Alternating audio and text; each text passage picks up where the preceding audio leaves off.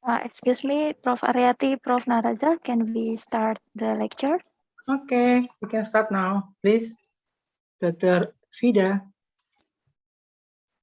Okay, thank you. Assalamualaikum warahmatullahi wabarakatuh. Waalaikumsalam. Good afternoon, ladies and gentlemen. Welcome to the expert lecture series in Clinical Pathology Department. This webinar is organized by Faculty of Medicine, Universitas Airlangga in collaboration with Clinical Pathology Department. My name is Rofida, and I'm very delighted to have professors, doctors, and colleagues at this event today. Previously, we have learned about molecular techniques in hematology on the first lecture, and the genetics of hematological malignancies on the second lecture. And today we will continue with the third lecture that will discuss about the application of molecular techniques in transfusion medicine by Professor Dr. Narazah Muhammad Yusoff, MBBS, DCP, Master of Medical Science, PhD. And today's lecture will be the last lecture for the expert lecture series.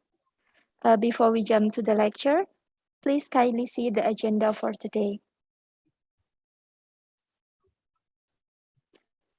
There will be a lecture from Professor Dr. Narazah Muhammad Yusoff, MBBS, DCP, Master of Medical Science, PhD, and then we will continue with the discussion. Before we start our lecture, please allow me to read the curriculum vitae from Professor Dr. Aryati, Master of Science, Clinical Pathology Consultant in Infectious Disease, as the moderator for today. Professor Aryati is Clinical Pathology Professor in Infectious Disease. Professor Aryati graduated from the Faculty of Medicine, Universitas Airlangga in 1988, graduated from Master of Science in Immunology in 1992, graduated as a clinical pathologist in 2000, graduated from doctoral degree in 2006, graduated as a clinical pathology consultant in 2007, and inaugurated as professor from Universitas Airlangga in 2013. Professor Aryati is a lecturer in Clinical Pathology Department, Faculty of Medicine, Universitas Airlangga since 1992. Professor Aryati is now the head of Clinical Pathology Consultant Study Program, Faculty of Medicine, Universitas Airlangga since 2018. Professor Aryati also the assessor of National Lecturer Certification since 2018. Professor Aryati also actively participates in several organizations. Professor Aryati is the chairman of Indonesian Association of Clinical Pathology and Medical Laboratory Specialists for 2019 until 2022 period. Professor Aryati is the honorary consul for Indonesian Red Cross in Surabaya for 2021 until 2026 period. Professor Aryati is the members of the COVID-19 Task Force Medical Expert Team, members of the Vaccination Implementation Advocacy Team for Indonesian Medical Doctor Association, members of the Consortium for the Technology and Innovation Utilization for COVID-19 pandemic.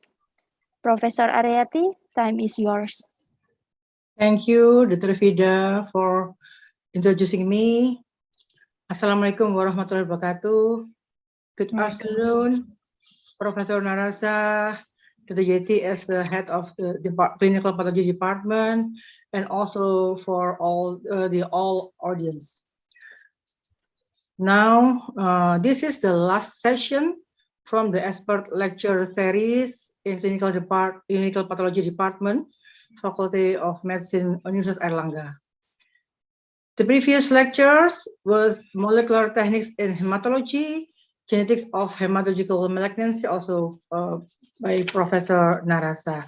As we know that Professor Narazah is a professor and medical lecturer in University Science Malaysia, and Professor Narazah is expert in clinical genetics, hematology, transfusion medicine, and now the last lecture today is application of molecular techniques in transfusion medicine.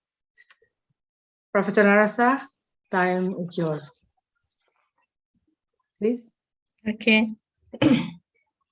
Thank you very much, Professor Ariati, and also Dr. Rafida for the kind introduction. It's an honor again to be with you here today. So before I start my lecture, let me give my greetings in the usual manner. Assalamualaikum warahmatullahi wabarakatuh, professors, doctors, rakan-rakan dan juga tidak ketinggalan pelajar-pelajar sekalian lah, undergraduates or postgraduate. So before saya start lecture, izinkan saya lah untuk stop the video, ya, Prof Ariati, so that I can focus on the slides, ya. Screen, yes, please. Yeah.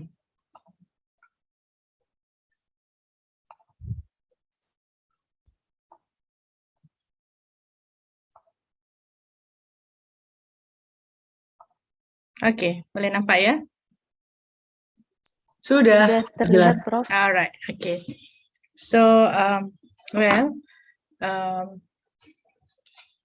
selepas lecture saya yang kedua dan ini adalah yang ketiga on expert lecture, I hope that everybody is still not yet getting an overdose lah about molecular techniques in clinical pathology. Yeah? So my first two lectures, as mentioned by Prof Ariati, was about application of molecular techniques in hematological disorders and malignancies. So this today will be application of molecular techniques in transfusion medicine. So I'm not really an expert in molecular techniques in transfusion medicine. So I'm just sharing a few publications and data that were published related to this subject, and also finally some information about what our PhD student has done during the last 3 or 4 years or so. All right, so the outline of the discussion will be introduction about this topic, and then current serological transfusion practice, method and tests in the molecular genotyping, what methods and tests are being applied, when do we do molecular testing in transfusion medicine, its application, and also advantage and disadvantage of molecular tests, plus a little bit about the costing. Okay, so as we know, at the moment there are about 33 blood group systems with more than 300 antigens being characterized. So these antigens in the blood group, they are population specific and can be biomarkers for ethnicity, as seen here. For example, the Daigo antigen located on the band tree, they are common among people of the Mongolian origin, all right? And the KL antigen is exclusive to those of African descent. The KIT, JKA, A and B are frequent in Asians and Caucasians, while the Duffy antigen, especially A minus, B minus, is frequent in those of African descent again. So these blood group systems or antigens, they are located on the membrane of the red blood cell, all right? And they are composed of proteins and also carbohydrates. I'm timing myself. Okay, so this is what I mean by, the blood group system can be characterized or can be characterized in a certain population, whereby there was a study done by one of our students, this was like a few years ago, where, this is the first time that the red cell phenotyping was characterized on blood from blood donors in the National Blood Center of Malaysia. So the National Blood Center of Malaysia is the center for, the main center for blood collection and also distribution. And also research is being done in the National Blood Center of Malaysia. So from this paper, it was found that the blood group O and RH big C big D and E, or R1, R1 were the most common in all ethnic groups. All right, so that's the main information gathered. However, the RH negative, RHD negative of phenotype R1 is more prevalent among the Indians. All right, so this is the first time that the phenotyping characterization is done at the molecular level. So before this, we have the result from the phenotyping where RHD negative was prevalent among Indians, but now it has been done in a very systematic, or in having more cohort. So this is the phenotyping of blood from donors. This study was published in 2012. All right.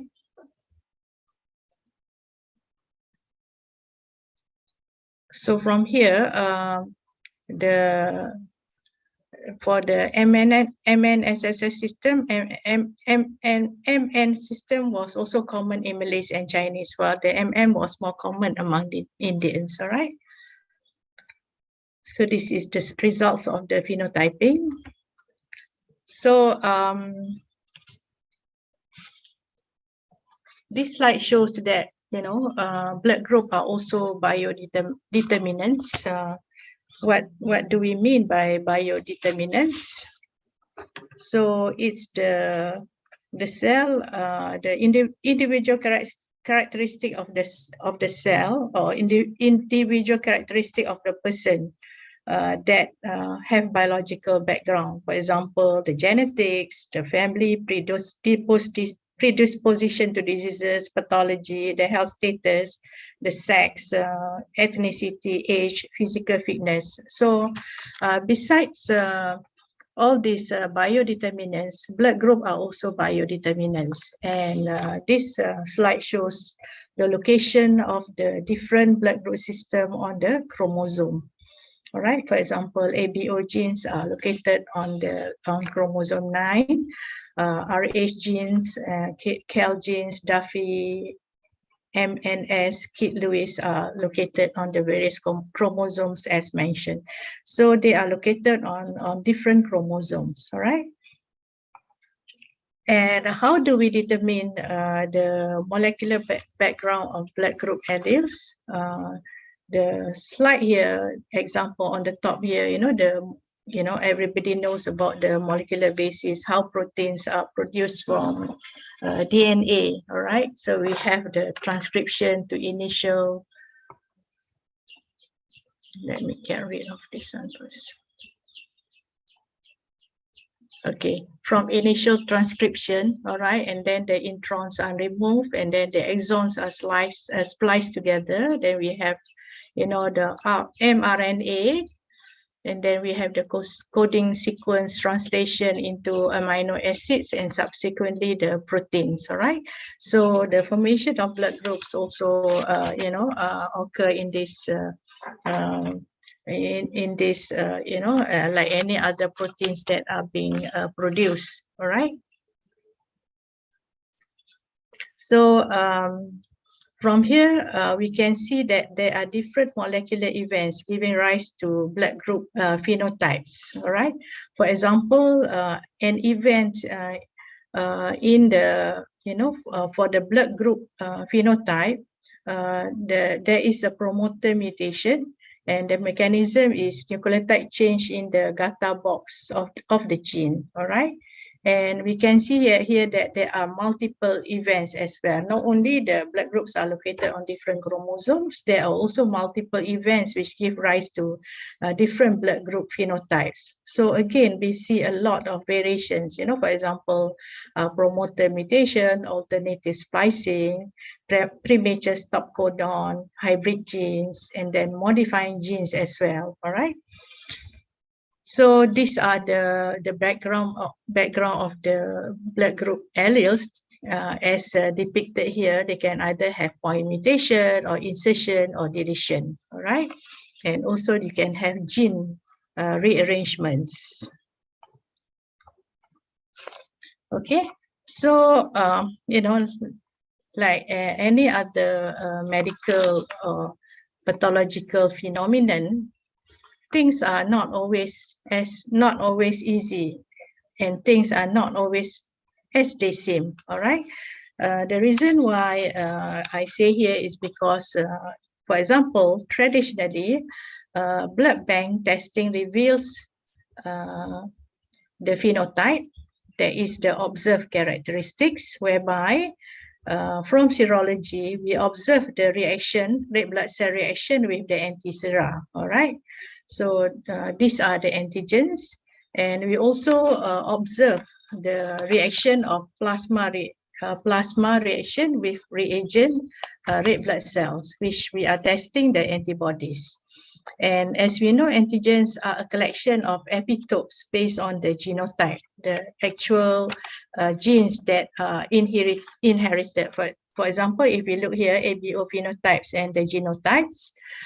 For phenotype A, the genotype can be either A or AO, AA or AO. And for the B, the phenotype is manifested as B blood group, but the genotype can either be B or BO. Okay, the same for AB, the genotype is AB, and for O, the genotype is OO. All right, so it's not as straightforward as it seems. This is pertaining to ABO phenotype and genotype. We haven't looked at the RH blood group yet. All right, so predicting ABO genotypes are quite straightforward. You know, I'm sure some of you are familiar with the Punnett square. All right. So the Punnett square gives a visual portrayal of the upstream potential genotypes as seen here. And from here, we can calculate the frequencies of different genotypes and phenotypes of offspring and predict the probable genotypes of parents based on the Mendelian law of inheritance, which, you know, from here, the genes are inherited in a codominant expression. So this is a square diagram to predict the genotype of a particular crossover or breeding experiment, all right, to determine the probability of an offspring having a particular genotype. All right, for example, if the mom on the horizontal square here, the mom is A, and say the mom marries a person who is A, so the offspring will be AA, and you can see the rest of the typical prediction of the genotypes from here.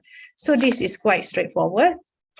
And again, it's not always that simple. If you look at RHD, you know, the RHD gene and RHCE gene are inherited together, all right?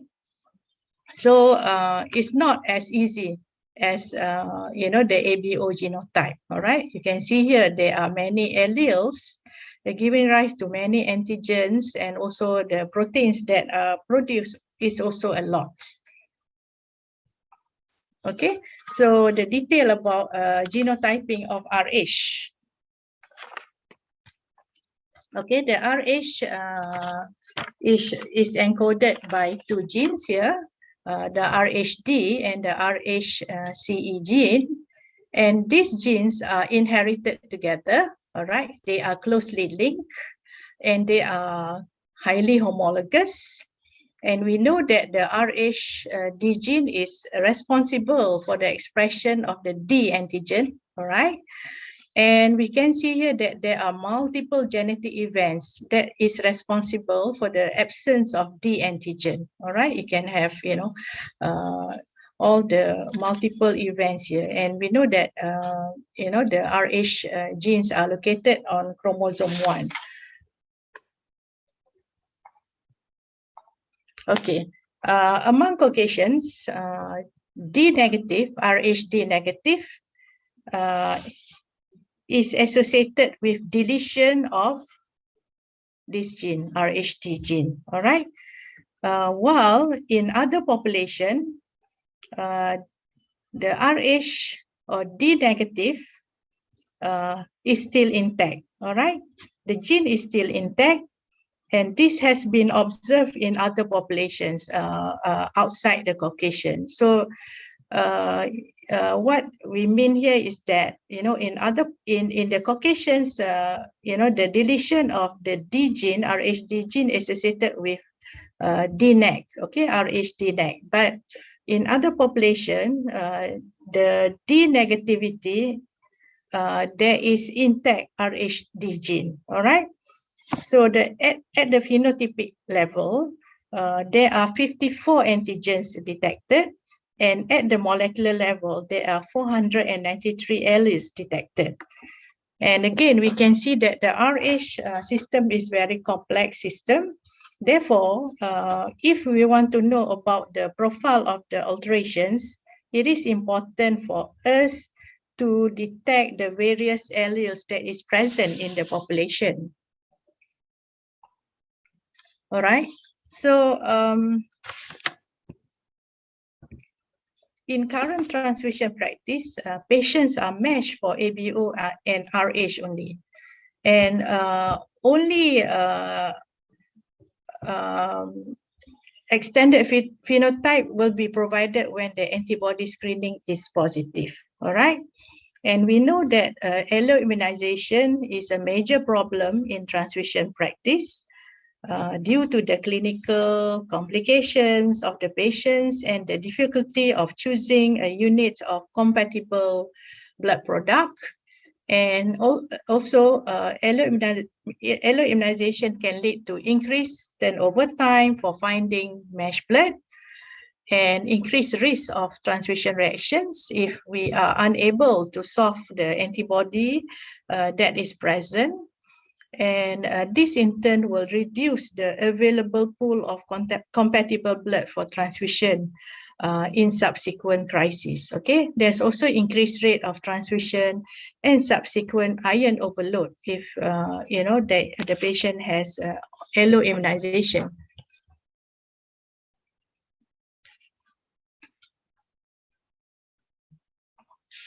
Okay.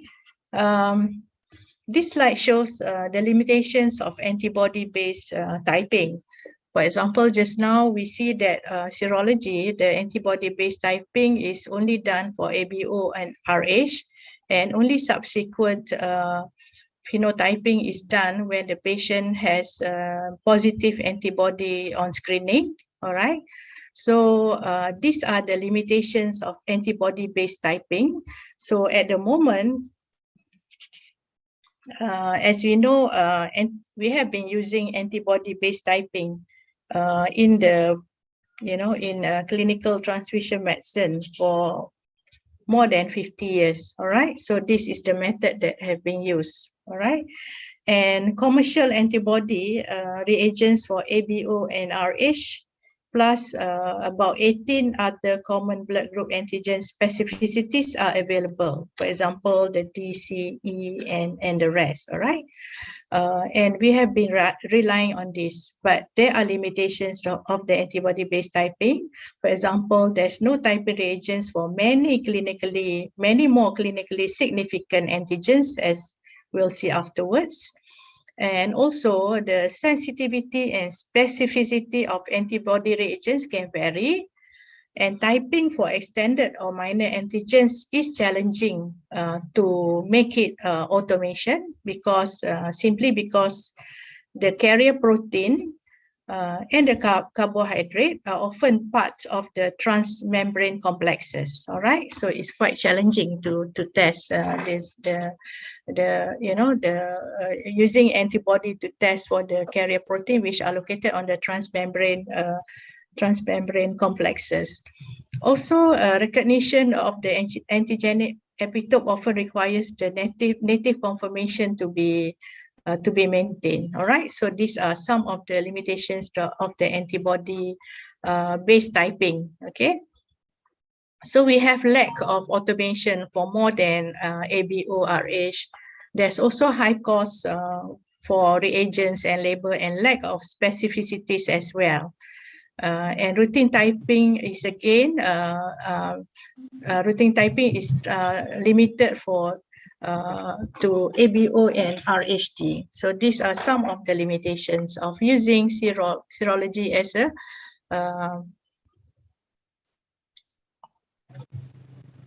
Excuse me, Prof. Narazah. yeah. Your slide is not moving. Not Yeah, I'm following trying your to. instructions. Okay, I'm trying to. Is it moving now? Not yet. How about now? Not yet. Not yet.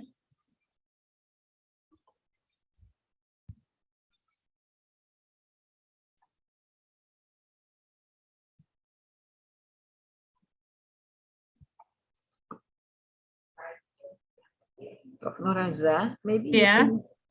you can try to split into not the slideshow mode, but to the usual first. Then only after that you change to the slideshow. Maybe you can try. Save to slideshow. Okay. Just back to the usual Okay. PowerPoint. Yeah. All right. There's so many figures here. I think Did she become co-host already, Prof. Narazah? yeah. Do you already as a co-host? Co-host So- from Yes, Prof. Malaysia. Host. Let me Yes, check. Prof. Prof. Narazah already became co-host. Yeah, yeah. Okay. So Okay. How about now? good, Good, huh? All right. Yeah. but not No, slideshow. full screen.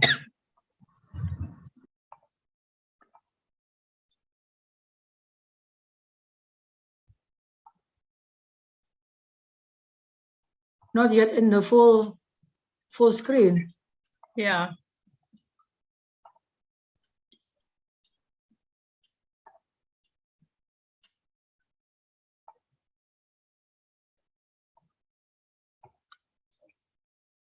Okay, so now I'm slide sharing, okay? Okay, very good. I hope I don't open two screens. There's only one screen. Yeah, now better. Already good. All right, okay, Yeah, all right. No. Sorry about that. I think I was carried away. I pressed a different button. Okay.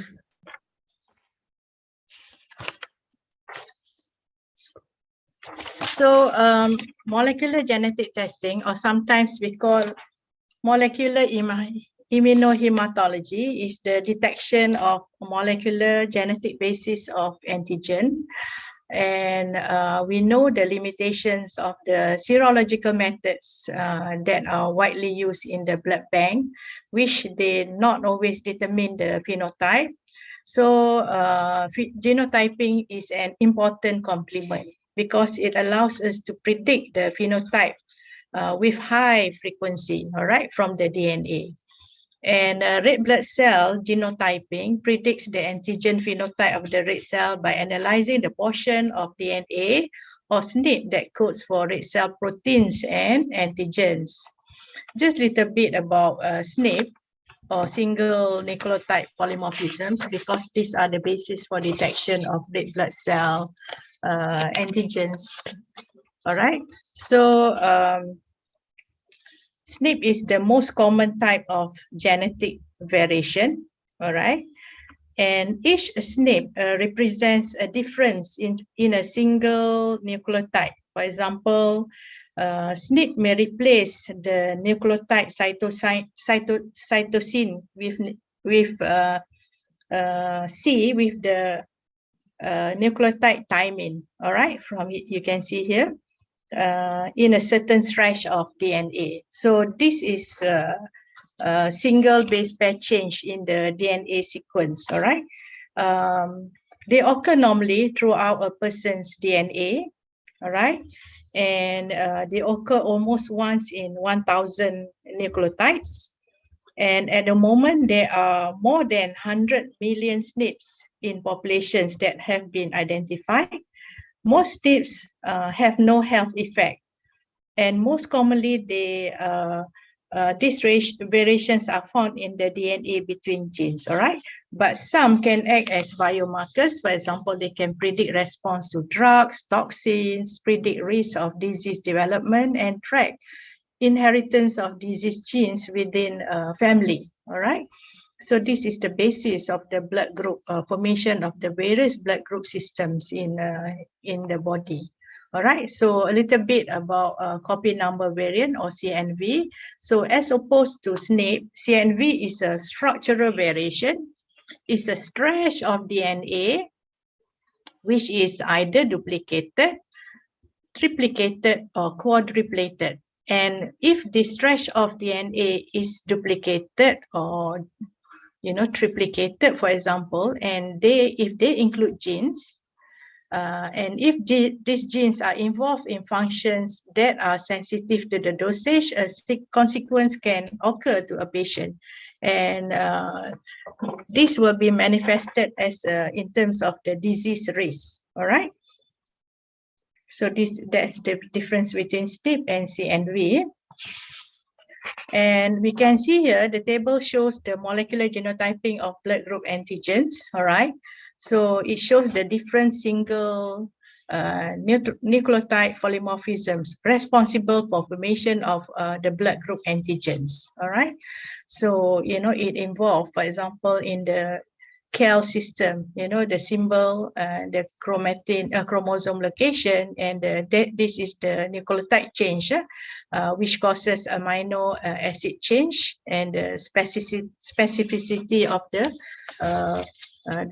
blood group antigens, all right? So we can see here that different SNPs are responsible for the formation of all the different blood group antigens, all right? So that's one principle. So how do we detect these variations in the genes? Of course, we detect by PCR-based methods, okay? And a lot of PCR-based methods have been utilized for the detection of SNPs in the blood group antigens. For example, using a sequence-specific primer or PCR SSP, which use very specific primers, and then also PCR RFLP. This is using restriction fragment length polymorphism, which may take a longer period than utilizing PCR SSP, because using PCR RFLP needs for restriction enzyme digestion and incubation, which can take overnight, all right? And then we also can use array-based genotyping for red cell and platelet antigens or microarray, and of course Sanger sequencing and NGS. So this is the NGS that we can use. NGS is utilizing DNA sequencing technology for sequencing massively parallel of nucleotides, all right? And then the advantage is you can sequence the entire genome within a single day versus a decade. Before this, if you want to sequence the entire genome, it may take many years, all right? So you have different types of sequencing, whether you want to do entire genome sequencing or whole genome, or just look at the exons within all known genomes, or whole exome sequencing, or look sequence at the selected genes, or targeted sequencing, or targeted NGS. All right, so this is example of red cell antigen panel that we can detect, and also platelet antigen prediction, all right? So this is an example of tests that are using molecular genotyping for the detection of the red cell antigens. Okay, so this table actually compares the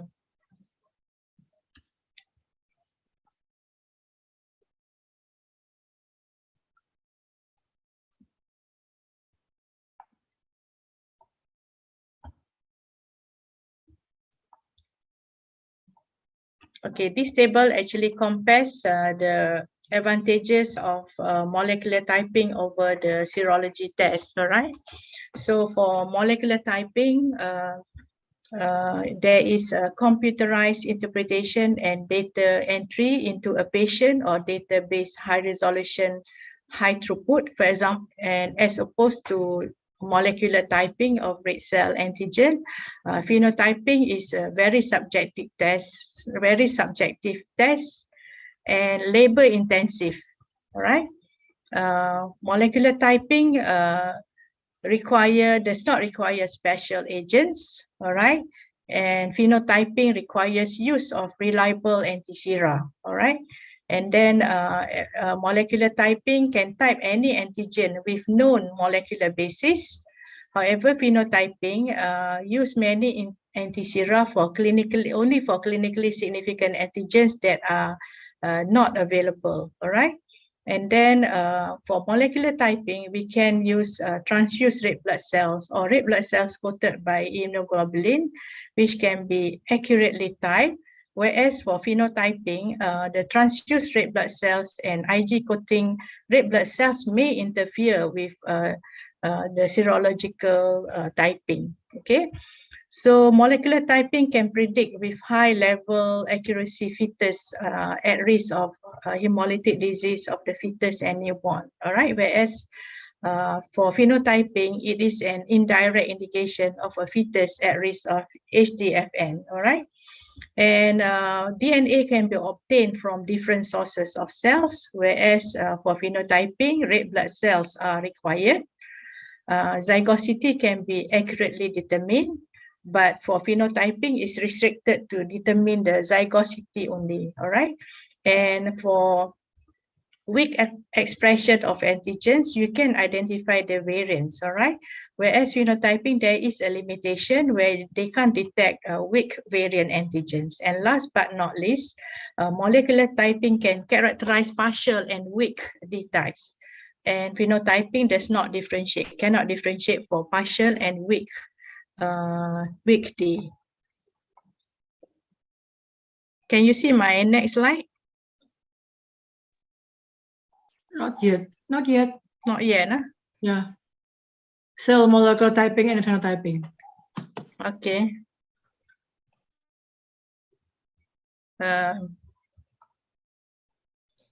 Usually it is like hang, Prof. I Narazah. have. I don't know why it's hanging. You just back to the PowerPoint with many slides Okay, first. I do then again. Yes. Sorry, yeah. Today the Wi-Fi failed us. Wi-Fi in Malaysia failed us.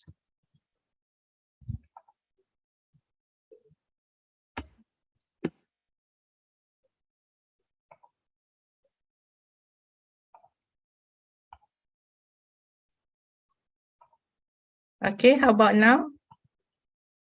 Yes, good. Already moving. Good, huh? All right. Okay, I hope I don't have to do that for all the slides.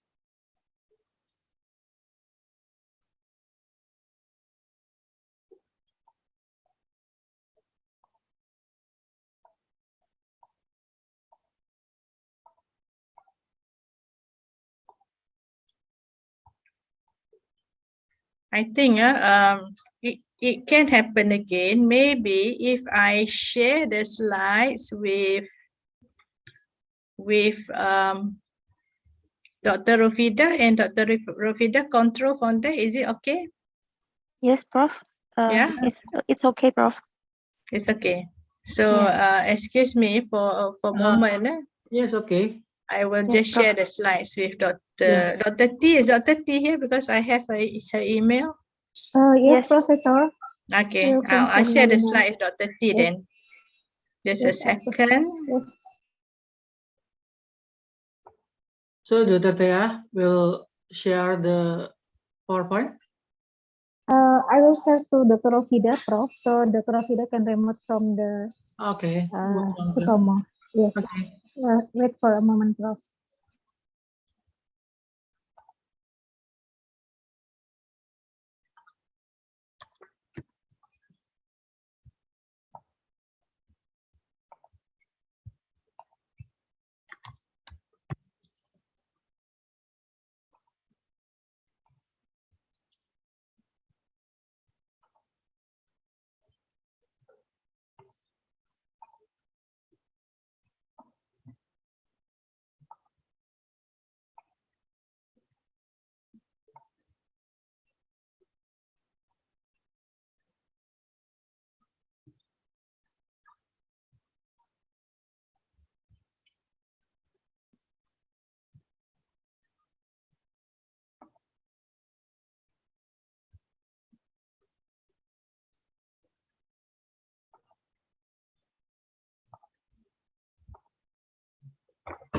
Okay, I've shared the slides, Dr. T.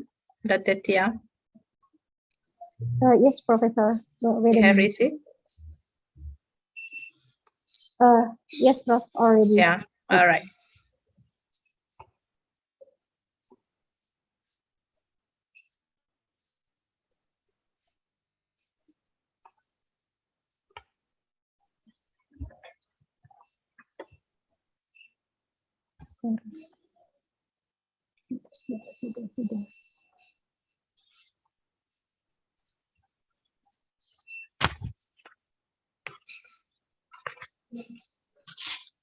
Sambil menunggu, mungkin kalau ada pertanyaan bisa mulai menulis ya di kolom chat.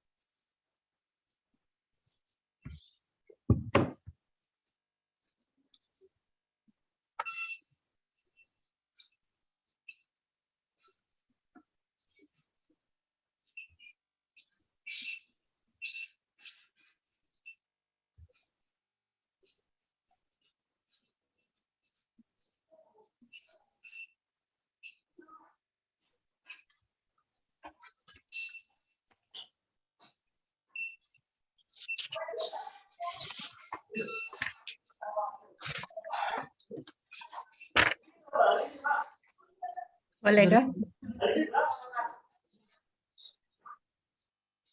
Video udah terima?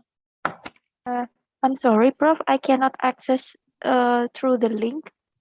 You cannot access? Oh, Yes. all right, I'll try again to share my slide.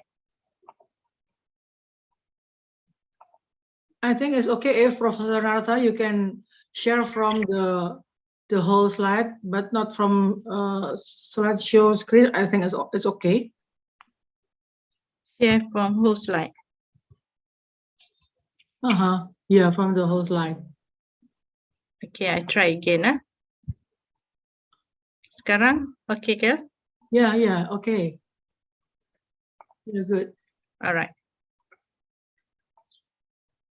So kalau let's say dia pause lagi, just let me know lah. Kadang-kadang saya tak sedar dia pause. Okay. Sekarang okay ya? Yeah, okay. Alright, okay. Sorry about that. Yeah, good. Okay. Where were we? Alright. So this is again the comparison for the methods. For example, serology or antibase typing, the turnaround time is very fast. All right, it's less than 1 hour, sometimes 30 minutes or 45 minutes. But DNA-based typing is 24-hour turnaround time. Yeah, and the rest are what we have discussed earlier. For example, manual versus automation, fresh red blood cells are required. DNA typing is any cell source that has a nucleus, all right?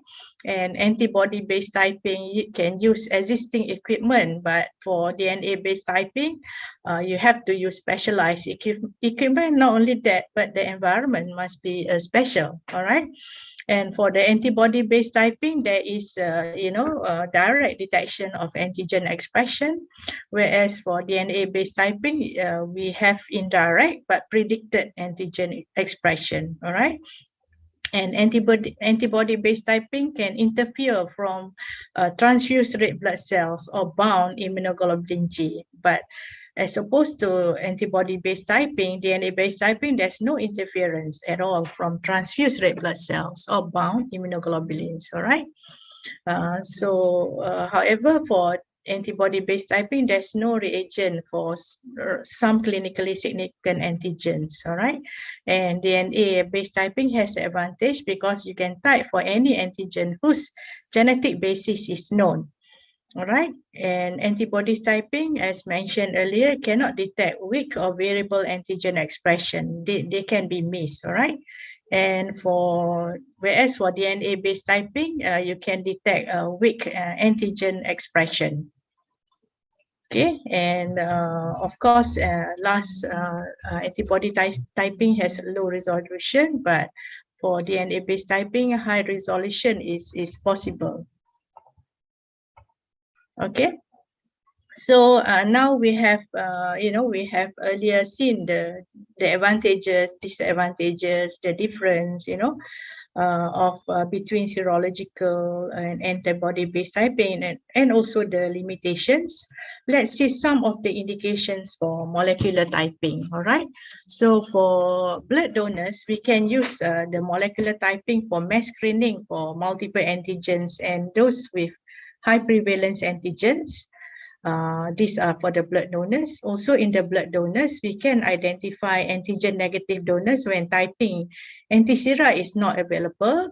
And also we can identify weak antigens and variant antigens and resolution of typing discrepancies.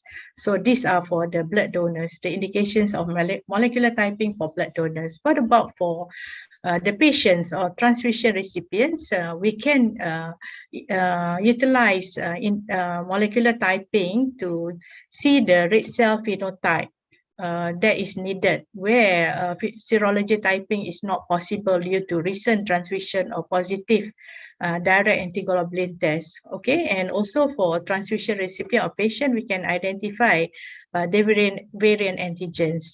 So not only molecular typing is useful for the blood donors and the recipients, it's also useful for prenatal patients, where we can use the typing of fetal cells when the paternal status for the antigen of interest is heterozygous or unknown, and we can type the paternal sample to determine the RHD zygosity. I'll illustrate this in the subsequent slides, all right?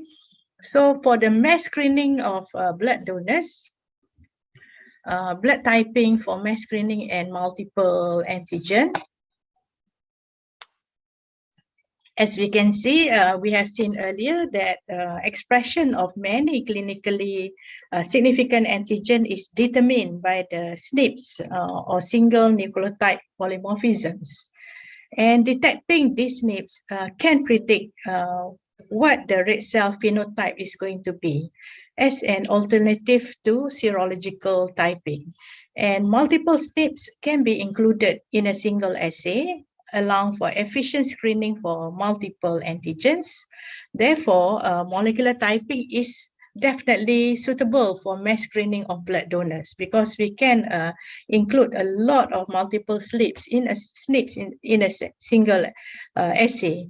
So with this, it is expected that we can greatly expand the pool of blood donors for the donor red blood cell units who are negative for the multiple antigens. All right, so we can have a pool of blood donors having, the red blood cell antigens that are available. So you can, because you can test a lot of this in a single assay. So this is useful for mass screening.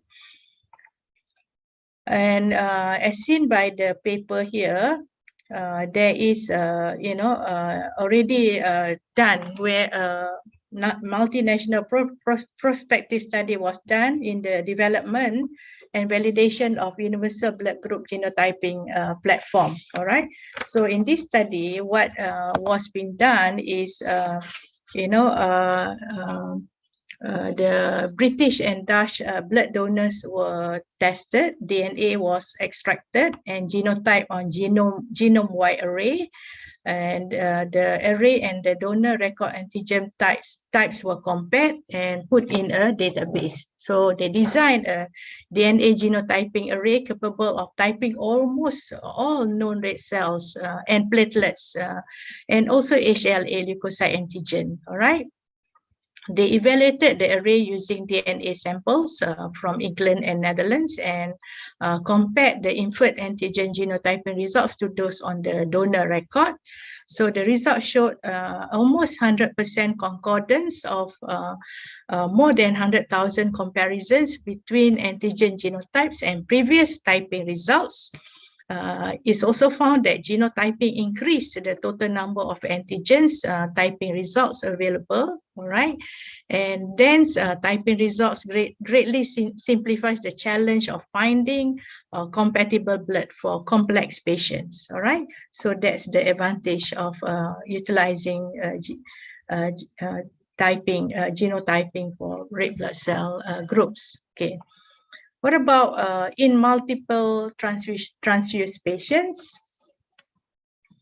In multiple transfused patients, it is important to select the best matched blood.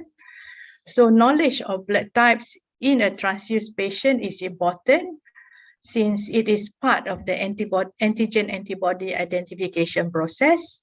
And knowledge about the blood type in a transfused patient is also important because it allows for the prediction of the most clinically significant common blood types, as shown here, and we can match to prevent subsequent alloimmunization.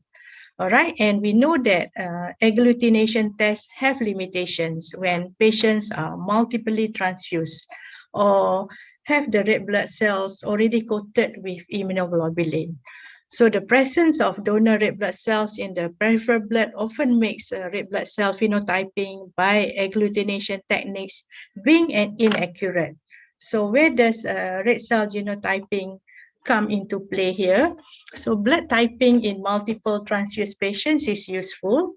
So we use PCR assays to avoid interference from donor-derived DNA. All right, because the method can target and amplify a region of the gene common. All right, and it allows reliable blood group determination since the DNA is prepared from blood sample collected after transfusion. And the DNA analysis in transfused patient is reliable because non-leukoreduced products or massive blood transfusion do not interfere when a whole blood EDTA sample of the patient is subject to DNA extraction. So in transfusion-dependent patients who produce antibodies, alloantibodies, extended antigen profile is important to determine the additional blood group antigens to which the patient can become sensitized. All right, so that's another application of blood typing or blood genotyping. All right. So what about prediction of blood types in patients who do not? What about the prediction of blood types blood types in patients and donors when anti-sera are in short supply or unavailable. So this is one of the application of red blood cell genotyping in our daily routine checking for antigen antibody or for detection of identification of antibody. Sometimes specific reagents may not be available.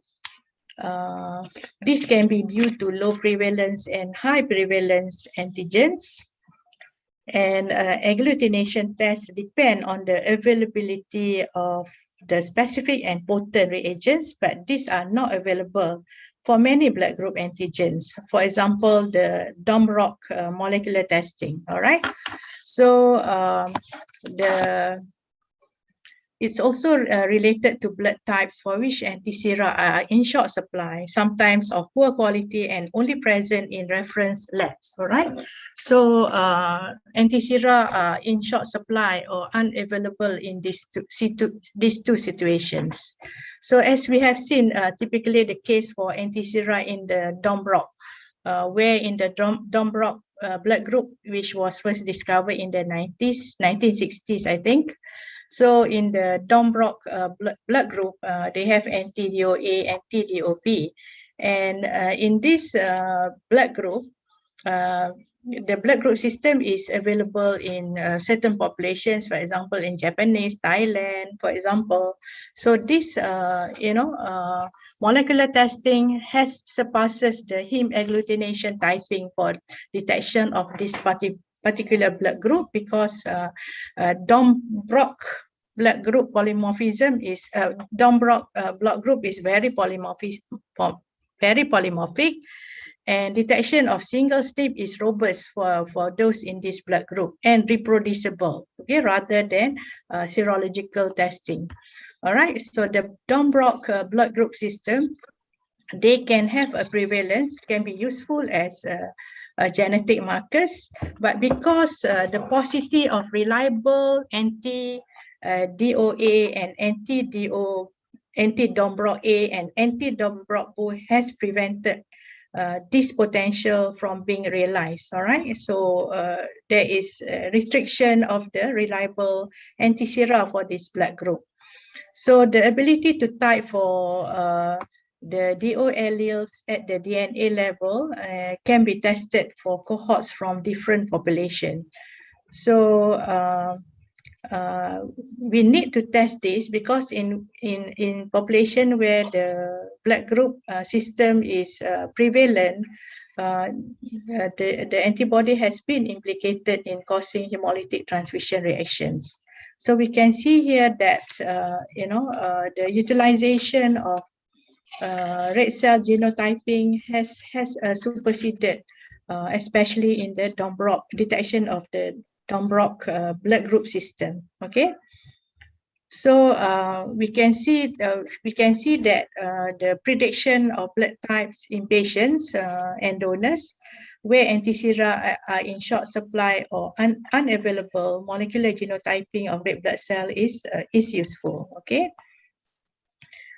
This table shows the different examples of comparison of serology and molecular testing that is routinely available in the various blood group systems. All right. So if you see the table on the, let me get rid of this one first. You see the blood group panel, which is colored in pink. All right. For example, the blood group panel where the anti-sera is available. For example, for RH, KAL, KIT, Duffy, and so on. But the serology is not, the blood group panel is available, and the serology is which can not be found in all the blood groups as depicted in the green color. Okay. So what about in patients with autoimmune hemolytic anemia? What's the application? Why is it useful, the molecular genotyping? So for blood typing in patients with positive direct antiglobulin test, patient with positive IgD80 may hinder accurate heme agglutination typing for our anti-sera. All right, and although some reagents are available to dissociate bound immunoglobulin on the red blood cell membrane when we do the washing, for example, using EDTA, glycine, and chloroquine, this can be quite costly and may not be available as well. All right. So molecular testing is a powerful tool to predict which common alloantibodies can be made and potentially masked by the autoantibody. So we can avoid the concept of using the least incompatible blood once we have specifically identified the alloantibodies, all right, which are being masked by the autoantibody. And through this, it allows for the selection of relevant red blood cells to be used in the differential allogenic absorption procedure, for example. Okay, I'm sure you have some experience or have encountered the use of daratumumab or anti-CD38, which was already approved in the treatment of multiple myeloma. So, anti-CD38 has been approved in the treatment of multiple myeloma. So this is an example where some monoclonal antibody drug therapies cause interference in pre-transfusion testing. Okay, so the most commonly encountered is anti-CD38, which can interfere with the grouping test because CD38 is weakly expressed on the red blood cells. All right. And it can interfere with antibody screening, identification, cross-matching, and can give anomalous results. All right. So positive results may be encountered while we are screening the panel for the donor cells. Okay. So the use of extended antigen mesh donor unit for transfusion can reduce the number and complexity of repeat pre-transfusion workup, because if we know that the patient, if we are aware that the patient, multiple myeloma patient, has been given antibody or anti-CD38, we can get the patient's pre-therapy sample for baseline ABO and RH antibody screening, okay, and we can perform the extended red blood cell phenotyping or genotyping before the start of monoclonal antibody therapy. This is recommended by AABB. All right. Okay, so this is the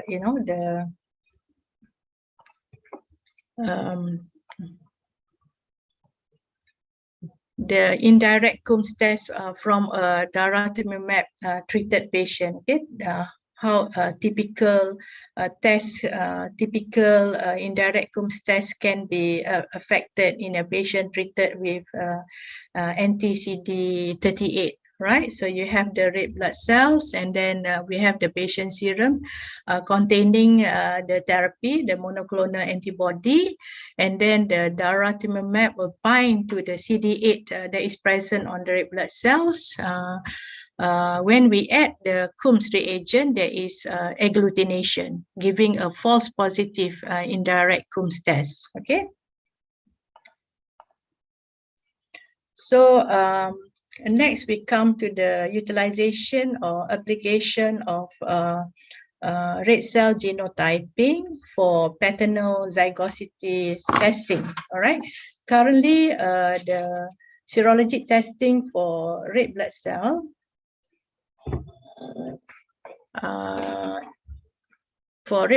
expression of the RH antigens can only predict that the likelihood that a sample is homozygous or heterozygous for RHD. All right, so that's the current serologic testing. However, for molecular genotyping, it enables the zygosity to be determined by assaying for the presence of recessive D antigen allele. So in prenatal practice, paternal Rh zygosity testing is important to predict the fetal D status when the mother has anti-D.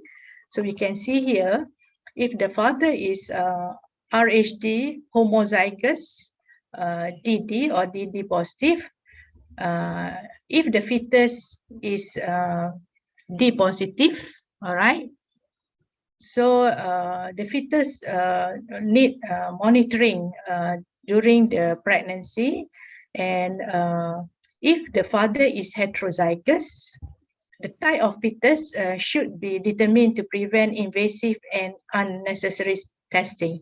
This happens if the mother is Rh negative. So if we are able to do prenatal typing for the fetus, we can identify the zygosity of the fetus, whether they are positive or negative. And if the fetus is D positive, monitoring of the pregnancy will be required, unless if the fetus is D negative. All right.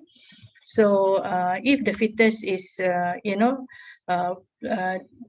D negative, we don't have to, there is no need or no urgency to prevent invasive and unnecessary testing, unless if the fetus is D positive. All right, so we can sort of save the ROGAM, for example, so that once we get the results from the prenatal genotyping, we know who will require invasive or who will require monitoring during pregnancy. So this is another way of looking at the paternal and fetal amniocyte testing. If the facilities have, if the institution or hospital have the facilities for paternal and fetal amniotype testing, we can see here, if, for example, the maternal antibody screen is positive for anti-D, on the left-hand side here, we genotype the father for the zygosity for the D antigen. And if the fetus is found to be homozygous, the fetus is at risk, and tetanus and ultrasound is indicated during the whole of the pregnancy. Okay, and if the zygosity of the fetus is heterozygous, heterozygous D, and on the one aspect there is no D antigen. So fetal genetic testing is done to determine the fetal inheritance. Okay, so on the right side here is for the Rh antibody, red blood cell antibody, which is non-RHD. Okay, we phenotype the father for zygosity, and if it's homozygous, the fetus is at risk. Again, tetanus and ultrasound is done, and if the fetus is heterozygous, fetal genetic testing to determine fetal inheritance can be done as well. All right, so this is an example of where determination of Rh zygosity was being done to prevent hemolytic disease of the newborn.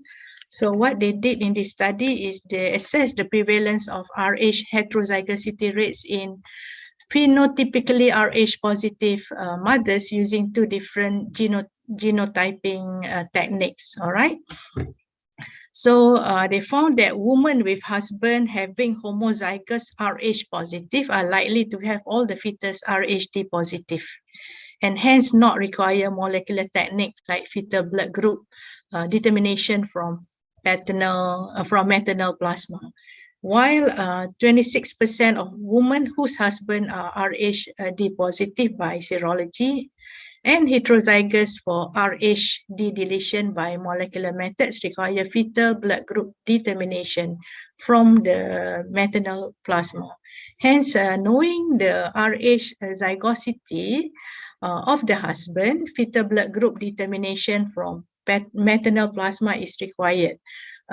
is useful and required to be done in 1/4 of women having Rh isoimmunization. All right. So this is another indication or application of red blood cell genotyping for determination of Rhd zygosity in mothers who are Rhd negative. Okay. So let's talk a bit about fetal typing. We know that genotyping is important now, that important in prenatal testing. And in the prenatal testing, we can determine whether the fetus has inherited the paternal antigen to which the mother has a clinically significant antibody. Okay, so we know that if the fetus is antigen negative, the fetus is not at risk for hemolytic disease of the newborn, or neonatal alloimmune thrombocytopenia, and the mother did not be aggressively monitored. So to do this, fetal DNA can be isolated from cells obtained by either amniocentesis or chorionic villus sampling. All right, and for these various method, amniocentesis or chorionic villus sampling, a lot depend on the gestation age of the mother itself. All right. So most important is fetal testing can be done during fetal life by other amniocentesis or chorionic villus sampling or CVS.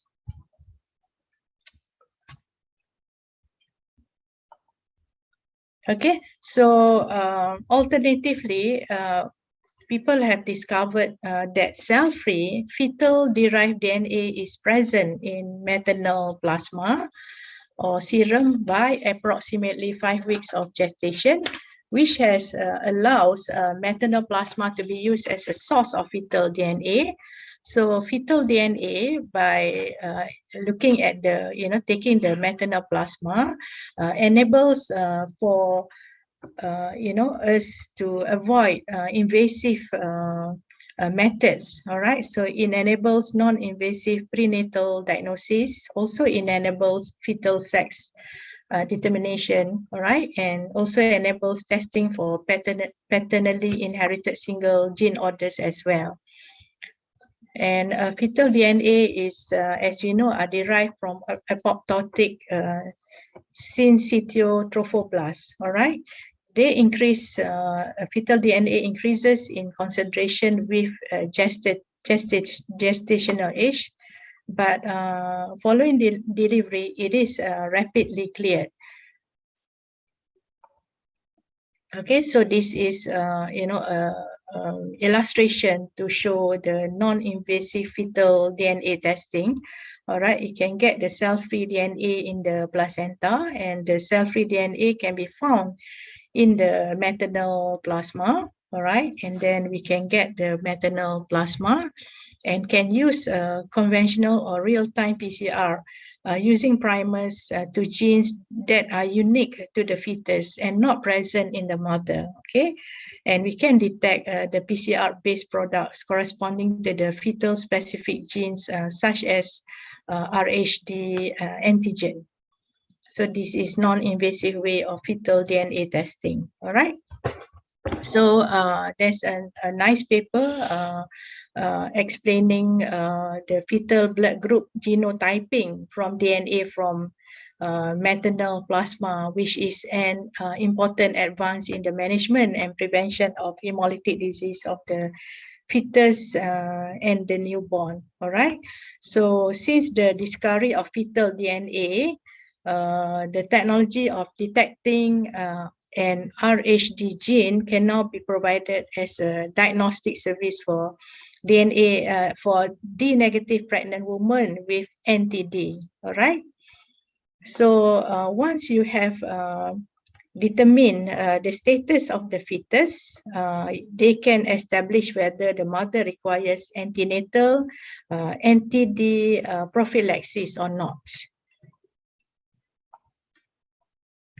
Okay, the other application for testing genotyping for blood group is resolving blood group testing typing discrepancy. All right. So we know that serologic techniques can cause discrepancy. They can occur when testing red blood cells with different reagent monoclonal antibodies, and this occurs also with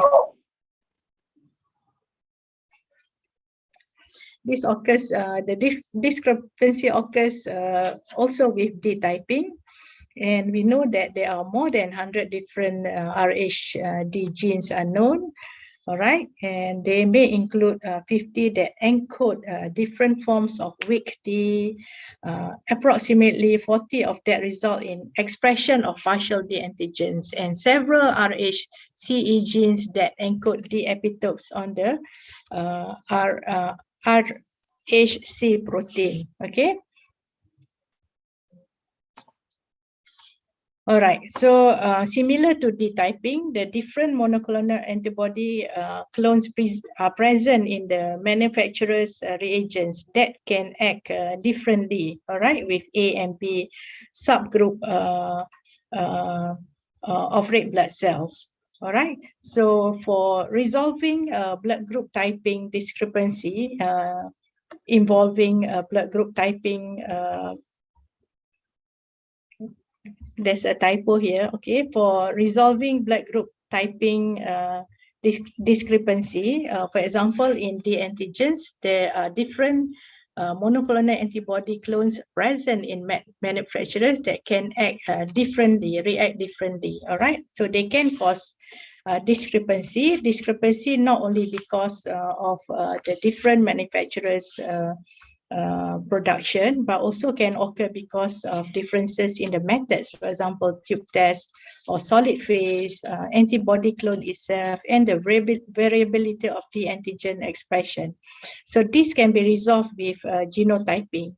Also for ABO allele, we have 100 different ABO alleles that have been reported, and many different mutations can cause reduced antigen expression. All right, and this can cause also discrepancies in ABO typing, can result in antigen expression which is depressed or weak to undetectable isoagglutinate activity can sometimes be encountered.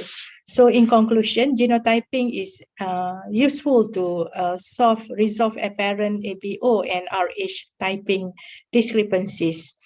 This is important for blood donors when discrepancies often involve recall of the blood products. Okay, for RH typing, there is we should distinguish between the weak D and the partial D, all right? Because this has implication for the recipient and the blood donors. So what is weak D? So weak D is defined as having a single amino acid change that affect the quantity of the protein in the membrane. So this gives rise to the reduced number of D antigen sites on the red blood cells. All right. So in weak D, there's a single amino acid change which affect the quantity. All right.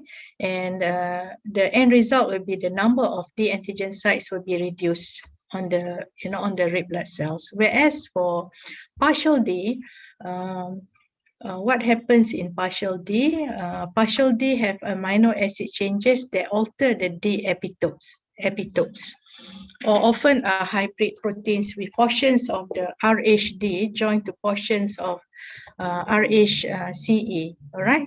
So weak D is a quantitative disorder, all right, whereas partial D is more of a structural disorder where there is amino acid change that alter the D epitopes of the on the red blood cell, all right, and sometimes often a hybrid between RHD joined to portions of RHCE because these two genes are homologous and they, are located close by.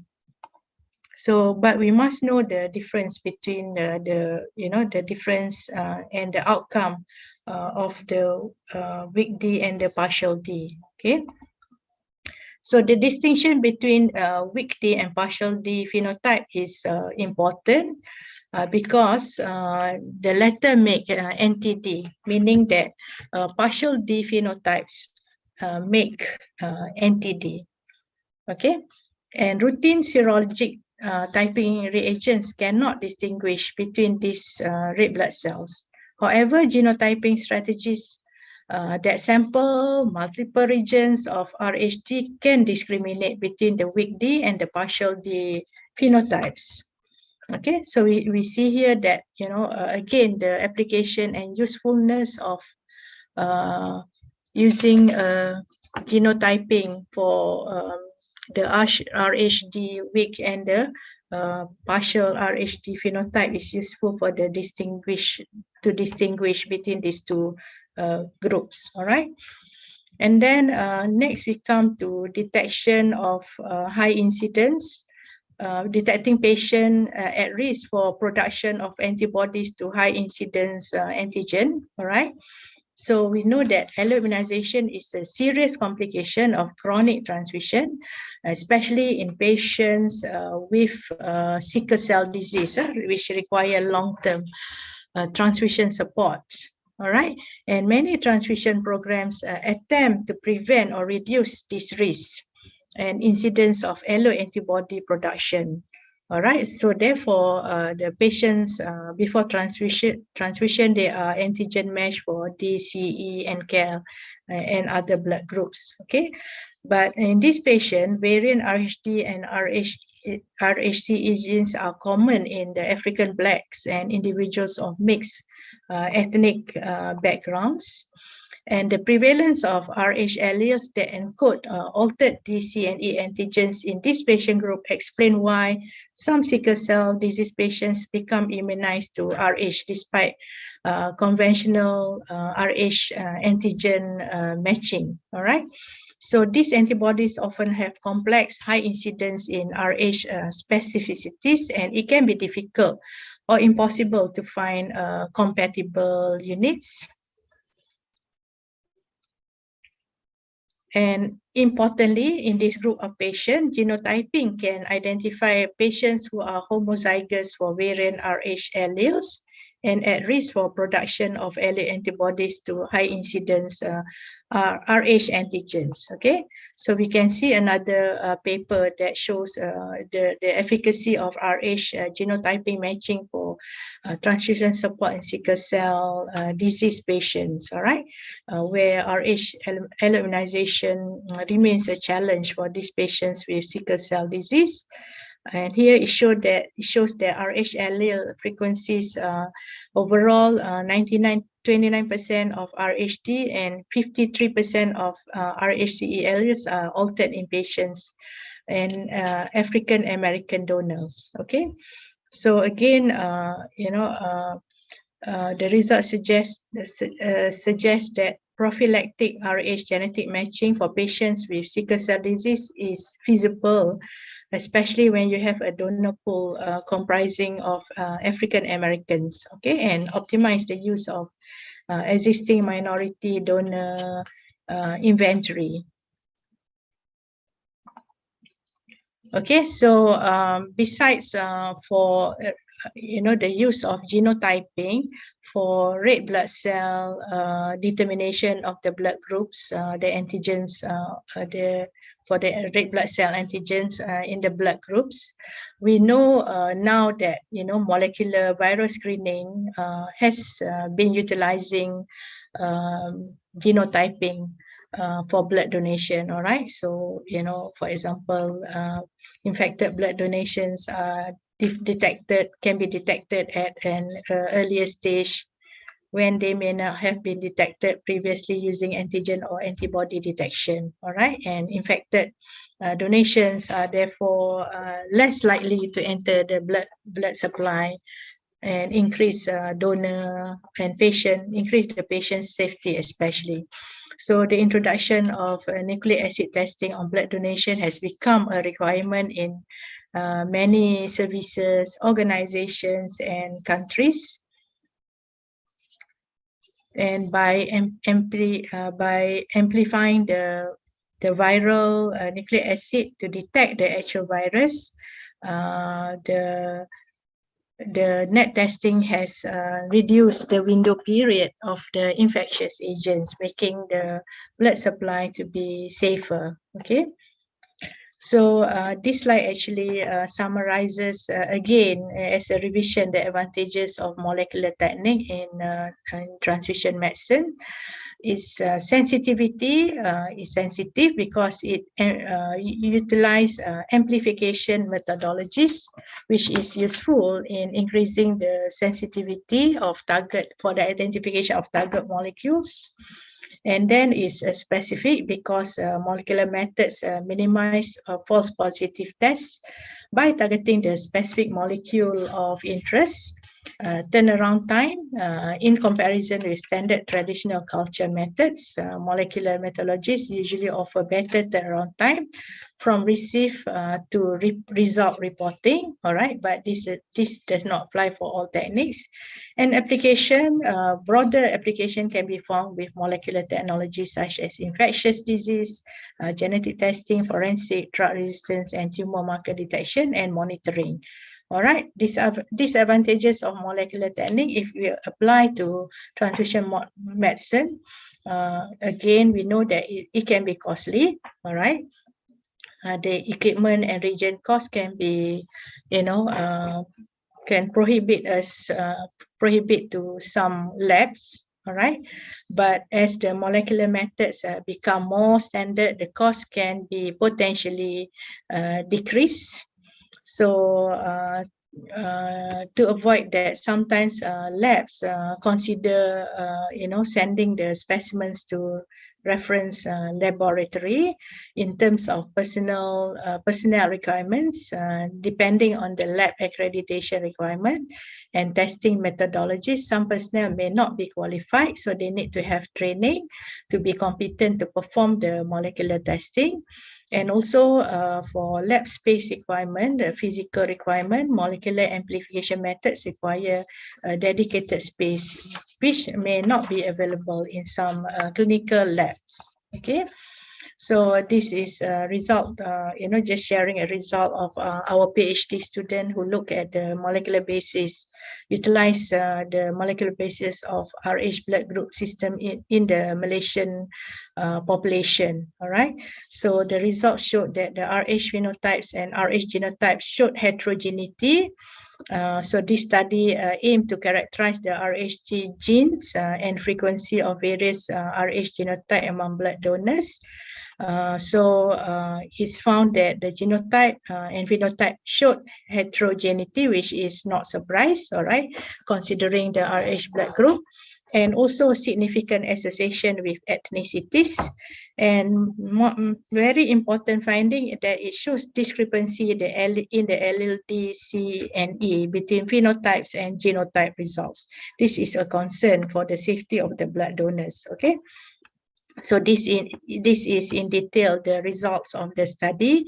It shows that there is discrepancy results in the allele showing significant association with the ethnic group of blood donors. That means there is a discrepancy between the serological and the genotyping results. All right, and the serological analysis failed to detect allele due to multiple factors, complicating the determination.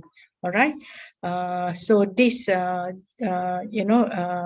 include the factors include different monoclonal antibodies in the FDA licensed reagents that can act differently with the variant D antigens. All right.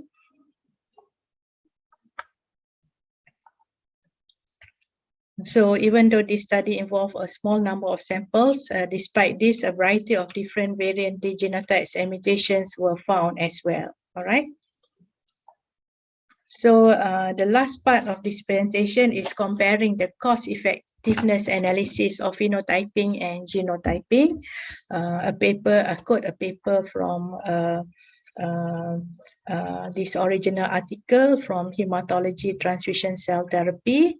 All right, so the objective of this study is to compare the different techniques for phenotyping and genotyping using centrifugation gel or gel method, microarray, RFLP, PCR, and PCR SSP technique to look at the different costs, the reaction time, and reliability of the results. Okay, so they utilize different methods. One is gel technique, microarray, PCR RFLP, PCR SSCP, and then look at the cost, reaction time, and reliability.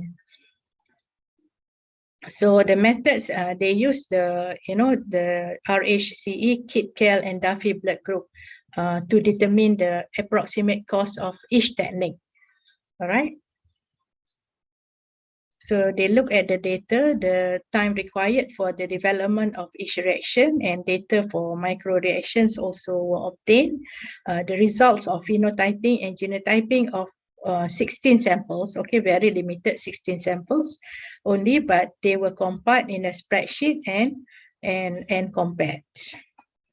Okay, and the results showed that PCR SSCP was more economical compared to other methods, all right, as shown by the red arrow here. So if you look at the graph here, okay, by the way, the figure 2 up here shows the stages of the microarray technique using the HEA-BIT GNTM platform. All right. So using the microarray technique for detection of antigen on the red blood cells take almost 4 hours. Okay. So that's the fastest. So they compare the cost and the time. Okay, so the results, I repeat again, the result PCR SSP was more economical. If you look at the graph here shows the cost and the different methods on the X and the Y axis. Okay, so here the red arrow shows PCR SSP requires the least cost. All right, and then of course, microarray, as seen by the dark shaded area here, is the most costly. Okay, so no doubt about that. So, but if you look at the time, serological method is faster, as seen here. Okay, as I said, serological method take less than 1 hour to get the result. So it's fastest. You can see here as shown by the green arrow. All right. So when they compare those 4 methods, centrifugation gel, PCR SSP, and PCR RFLP, and microarray, it was found that the PCR SSP was more economical, but the time taken for the method for the technique for the antigen to be detected is fastest achieved by using the serological method. Okay, so this graph compares the cost and the time necessary to perform the identification of antigens as mentioned by immunophenotyping, PCR SSCP, and PCR RFLP, and microarray. So in conclusion, the methods all proved to be effective and safe in detection of the red blood cell antigen. So analyzing the advantages and limitations of the molecular and serological methods tested in this study, both are important and complementary. Okay, no one method is superior than the other method. So both are complementary and important. And the choice of methodology depends on the reality and needs of each health service. All right. So in summary, exactly 1.5 hours. So in summary, red cell genotyping plays an important role in assisting us in the immunohematologic investigation of patient specimens, especially those with challenging or confounding serologic reactivity. And this will guide us for the future transfusion support. All right. And genotyping also has the potential to facilitate the optimization of red cell component, providing mass scale testing by improving the efficiency, all right, by which the supply of antigen negative units meets the demands, all right. However, the magnitude of the beneficial impact of red blood cell genotyping on patient outcome compared to traditional serology-based lab methods remains to be quantified and warrants further study. As you have seen just now, they compare the 4 different tests, but only very limited number of patient samples, which is only 16. All right. So a lot research needs to be done and warrants further study of the the magnitude of the impact, beneficial impact of overall red blood cell genotyping on the clinical outcome of the patient. Okay, so these are my references. With that, thank you very much to our MEd students, Dr. Aino, Dr. Arina, Dr. Aino Arina, Dr. Aino Nadia, and also PhD student, Dr. Rosie, not PhD, she's already researcher, she already has a PhD. So thank you again, Dr. Rosie, for all the students for sharing the slides. And last but not least, thank you again to the audience for bearing 1 hour, 1.5 hours. 1.5. 1.5. 1.5 hour. Okay. Thank you to the audience, professors, doctors, lecturers, and students. So back to you, Prof. Ariati. Okay. Sorry for the technical hitch. Okay, thank you very much, Professor Narazah, for your excellent presentation. Very, very much excellent. Yeah, there's already several questions, so we can now proceed to the question and answer session. Professor Narazah. Okay, from the question from Professor Yusoff, do the H substance has the same gene location as A or B antigen? Prof. Narazah.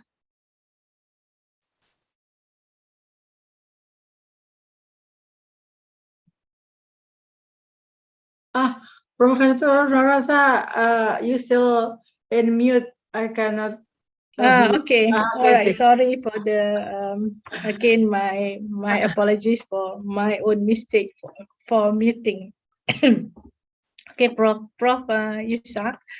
I can't really answer that question. I think I have some thought block. Maybe I have to go back and read and explain to you again about the H substance, that whether they have the same gene location as A, B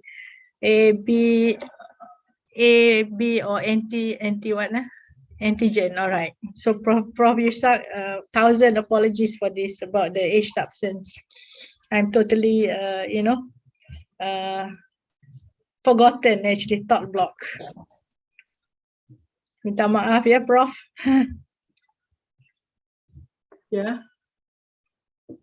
Hello. Ya, hello, boleh dengar ke? Ya, jelas. Ya. Professor Narazah already say about minta maaf. Minta maaf, Prof Yusoff.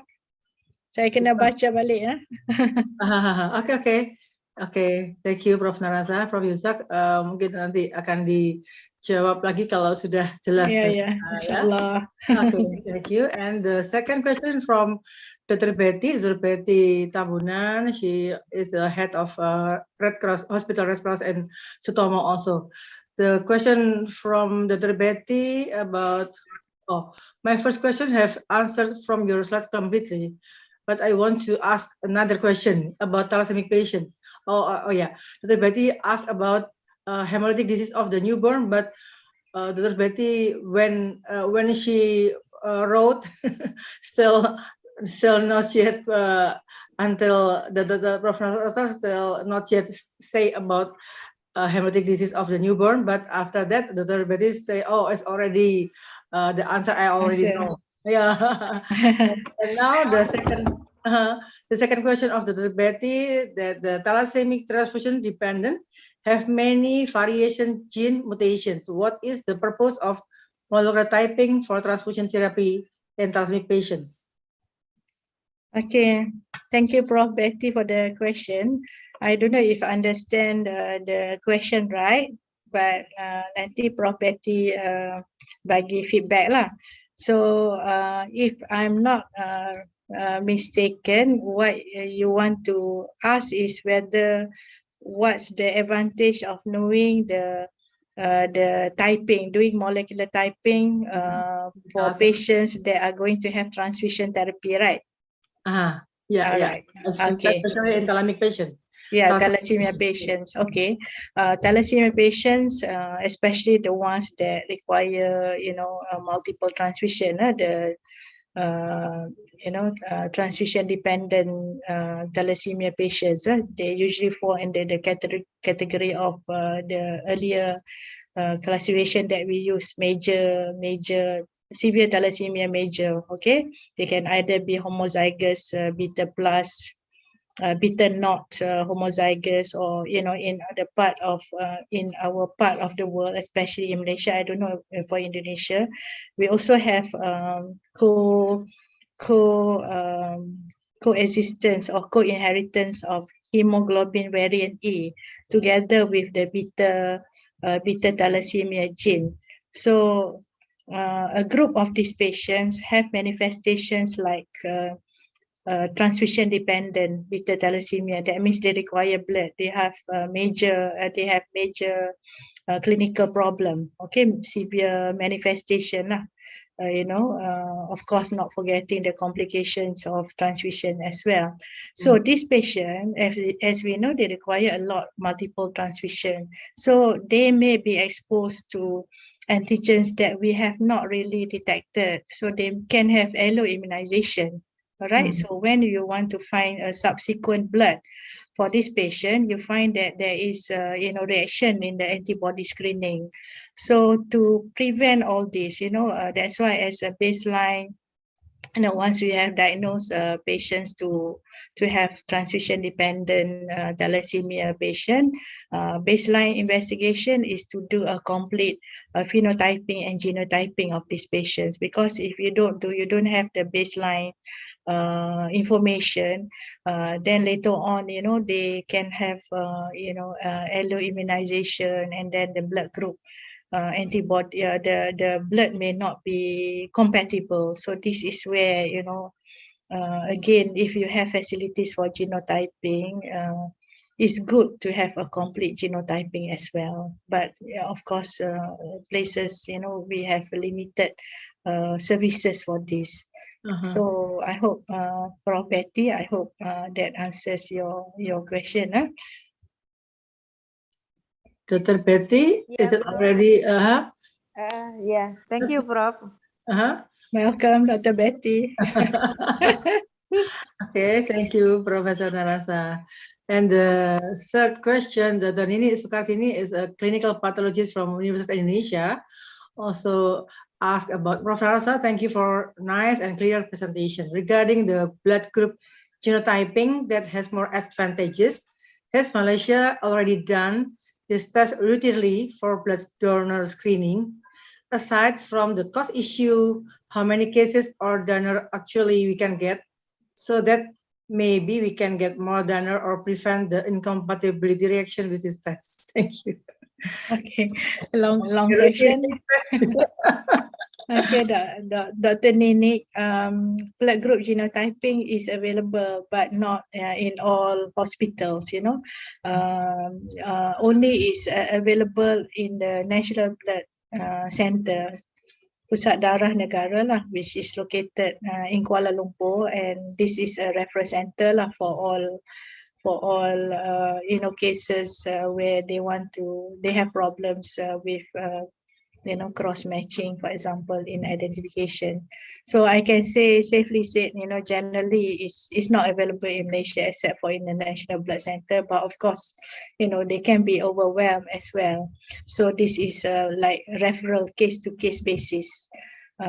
Definitely is not routinely, not routinely done for blood donor screening. I don't know whether in Indonesia is it available. In Indonesia, I think blood group genotyping also we don't have as a routinely, but perhaps in the like in Jakarta, perhaps in what's it? I don't know. Dr. Betty, do you know about this is referral like Red Cross, such as in PMI Pusat, in UTDP? Dr. Betty, do you know about that? About the blood genotyping, I think some perform in blood center, Indonesia Blood Center, PMI. Palang Merah Indonesia, in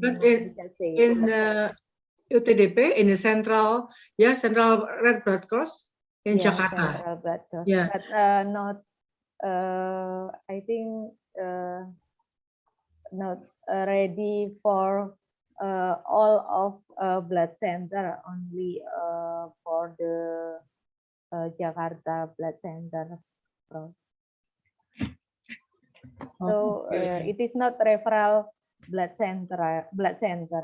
I mean, like Malaysian National Blood Center in Malaysia.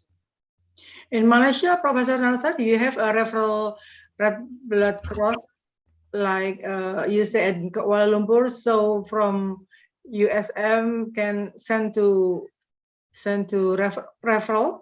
Referral. In USM we don't have. So if we have difficult cases, usually we call the National Blood Center. I see. Okay. Yeah, it is similar. I think similar to the Betty, like in Indonesia also. Okay, thank you, Professor. Thank you, Dr. Betty. Dr. Rafida asked about, is there any algorithm that we can follow to decide when should we do the molecular testing besides serological testing for blood transfusion? Thank you. Okay, very challenging question. I wish we can have an algorithm like what we are doing for diagnosis using genetic testing for hematological malignancies. But at the moment, I think algorithm is not really possible because of the, one is, some genes are still not yet identified, right? And then secondly, especially regarding the RH blood group, they are very heterogeneous. All right, there are many antigens, many proteins being produced, as we have seen in the earlier part of the lecture. So it is difficult as well. And then also population. Different population may have different characteristics, different properties, or different prevalence of certain blood groups. For example, we see that, the RHD negative is common in the Caucasian. And then in Malaysia, we have, the RHD negative is common in the Indian population, but not so in the Malays and the Chinese. So again, there is interracial, interethnic variability as well, besides, being polymorphic. All right. So at the moment, it's still limited to the applications that, that come on based on urgency. For example, you want to identify weak, differentiate weak D or weak D, and then and now D, for example. So it depends on case to case basis, but I at the moment there is no algorithm. I think it is a challenge, but maybe once you have characterized the whole red blood cell antigen, you can make an algorithm. But to characterize that, you need a big population studies, or the population must be very big. All right. Okay. Yeah. Dr. Rafida already answered. Yeah. Thank you, Prof. Narazah. This is from me. Oh. what kind of testing? What kind of test for detecting survival time? Yeah, of red cell or platelet transfusion. So, you know, like we know now, the erythrocyte, like PRC, we know about 3 months, but thrombocyte concentrate or platelet just 10 days. But actually, is there any test, like a molecular test, to know about the survival of that red cell or platelet transfusion? I'm not aware of any test, Prof. Ariati. I mean genomic testing for detecting survival. I'm not aware of any molecular test. Oh, okay. I don't know whether it's available, but as for my reading, I'm not aware. Do you have any, Prof. Ariati? Do you have any suggestion? No, I don't know also. Actually, I will ask about the refractory thrombocytopenia. Do you have that case in Malaysia, refractory thrombocytopenia, that we need more platelet transfusion? Okay, all right, yeah.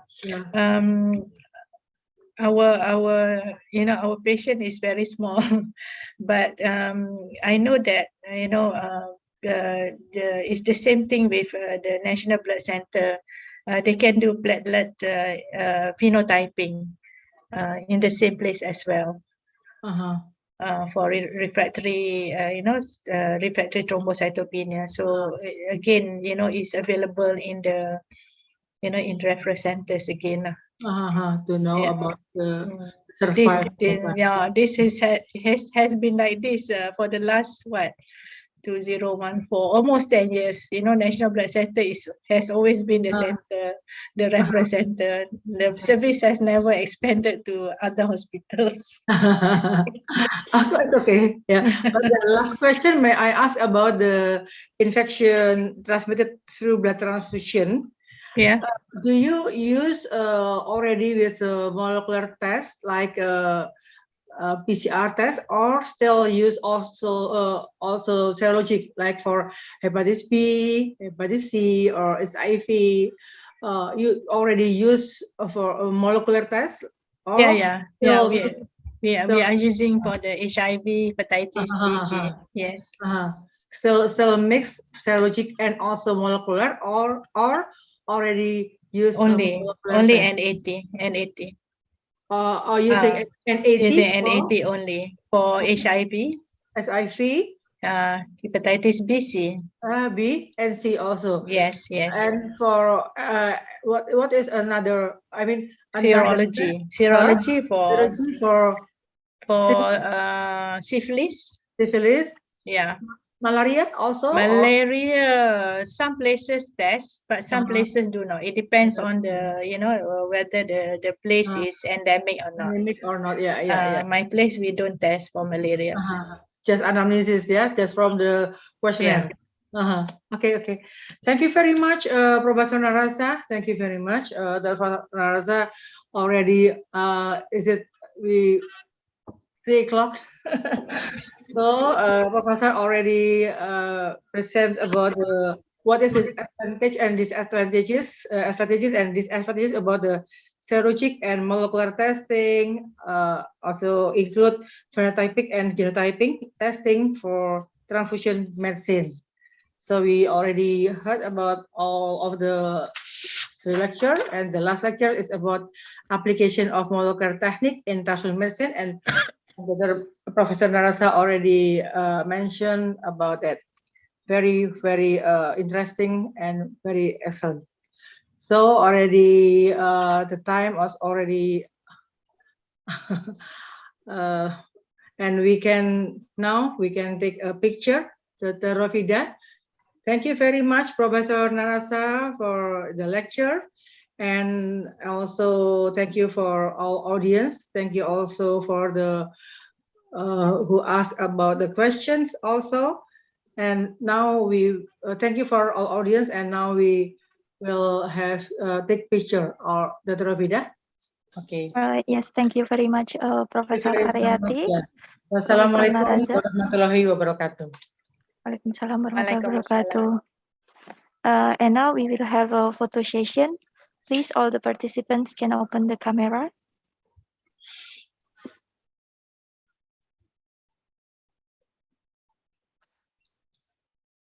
Yes, I will count in 3 for screen 1.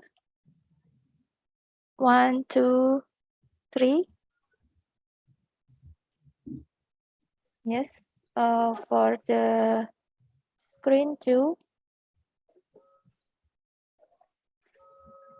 1, 2, 3. And for the screen 3. The screen, oh. Yes, there's a Many screen, screens. Prof. Many screens. 1, 2, 3. Yes. So we have finished taking. Thank you. Thank you very much, Professor Narazah. Sama-sama. InsyaAllah jumpa lagi. Yeah. Yes. Thank you very much, Professor Narazah, for your time. And I thank you for all the audience for taking time to attend this event from the beginning to the end. I apologize for any mistakes in presenting this event. Thank you very much for your kind attention and see you on the next event. Wassalamualaikum warahmatullahi wabarakatuh. Waalaikumsalam warahmatullahi wabarakatuh.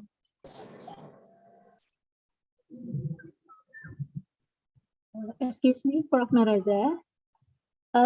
Can we continue about 10 minutes later for the small group discussion, Prof?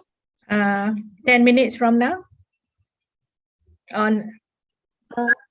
Okay. Yes, or can you I have suggestion? Can I have a break Yes. between 7 to you, Prof. 10 minutes? Can we come back about 7 to 10 minutes? Yes, Professor, of course. Yeah. Yes, Okay. Professor.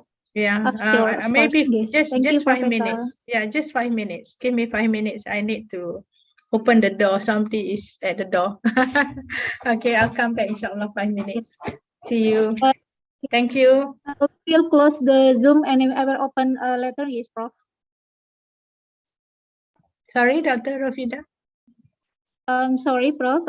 We will close the Zoom and then we'll open again the Zoom.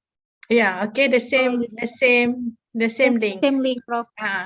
Okay. We will Dr. Aditya, Dr. you, Prof. Emmanuel, my colleague, will be joining as well. I've given the link to him, so please admit him. Yeah. Yes, Prof.